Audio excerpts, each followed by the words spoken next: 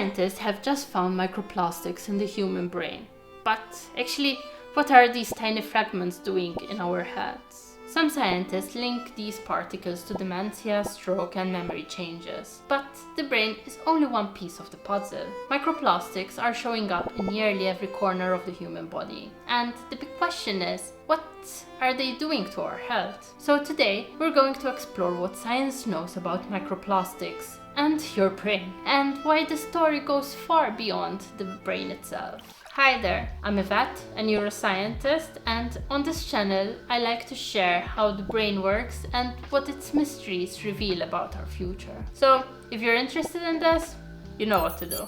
When scientists looked closely at human brain tissue, what they found was shocking. Not only were microplastics present, but they were several times more concentrated in the brain than in other organs, like the liver or kidney. And people with dementia showed even higher burdens. Other studies add to the concern. In patients with clogged arteries, those whose plaques contained microplastics were almost 5 times more likely to suffer a stroke, heart attack, or even die within a few years. Meanwhile, researchers have detected microplastics floating in the cerebrospinal fluid. You know, the liquid that cushions our brain.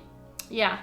And they found higher levels in people with early signs of Alzheimer's disease. And microplastics are not only bad for adults. In children, higher microplastic exposure has been linked to weaker memory and attention, hinting that these particles might affect developing brains too. And since animal experiments help connect the dots, in fact in mice, microplastics impair learning, trigger inflammation, even block the tiniest brain vessels, producing microstrokes. When mothers are exposed when they are pregnant, their babies show damage in the hippocampus, the very region that anchors memory. So, the evidence is still young, but the direction is clear. Once microplastics find their way to the brain, they have the potential to threaten its health. The obvious next question is, how do these particles even get into our brains? There are 3 main routes. The most common one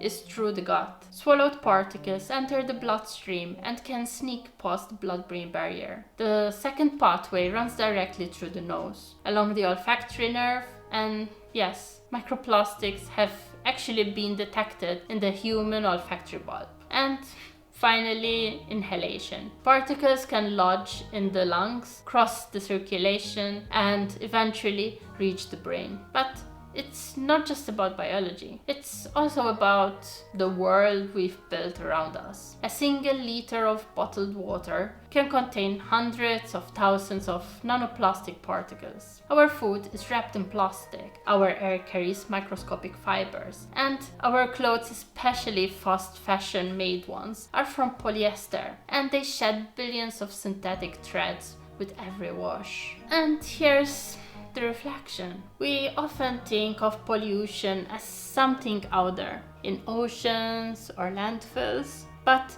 the evidence is showing it's also in here, or in here, inside of us. Every convenience comes with a hidden cost. When we choose single-use packaging or cheap synthetic clothing, we're not just littering the planet, we're also littering our own bodies. And when you hear that, it makes every new headline about microplastics feel urgent, but also confusing. One study warns of hidden risks, another says it's too soon to tell. That's why I created a simple guide that shows you how to read medical studies, like a scientist, and in under 30 minutes. So the next time you see a scary headline, whether it's about microplastics or some new chemical, you can go straight to the source, make your own mind, and just screw the headlines. Deal?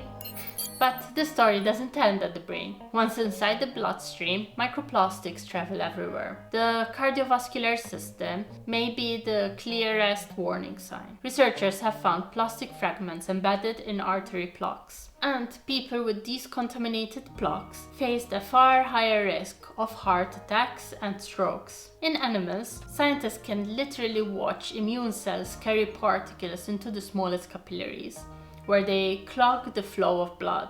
Ironically, what pollutes our oceans can also block the rivers inside of us. And the lungs tell a slightly different story. Here, the exposure comes directly from the air we breathe, fibers from clothing, household dust, or urban pollution. Instead of passing through blood vessels, the particles lodge deep in the tissue, irritating and inflaming the lungs, much like long-term air pollution does. And then there's reproduction. In recent years, scientists have found microplastics in human testes and semen, raising unsettling questions about fertility. It makes you stop and think, could this be part of the reason why male fertility is decreasing? Unfortunately, animal studies show the same trend. Sperm counts drop, ovaries are disrupted, and even embryos can be affected. So, at least for me, the question that rises is, so what say do microplastics have in the making of the next generation? And that question becomes even more pressing when you realize microplastics have been detected in placentas, umbilical cord blood, and even breast milk. This is quite dark, but babies may be exposed to microplastics way before they take their first breath. Finally, the last route for entry is the gut, the very first gateway for most of our exposure.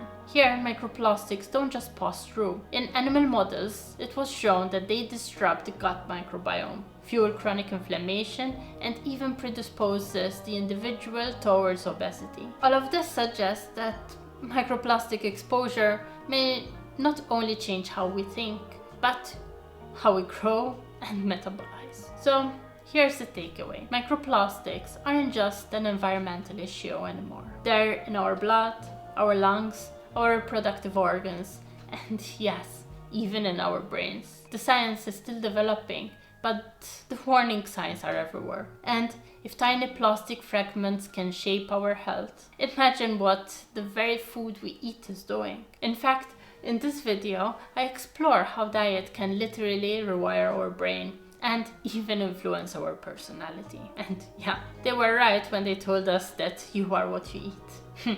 And with this, thanks for watching and see you in the next time. Ciao!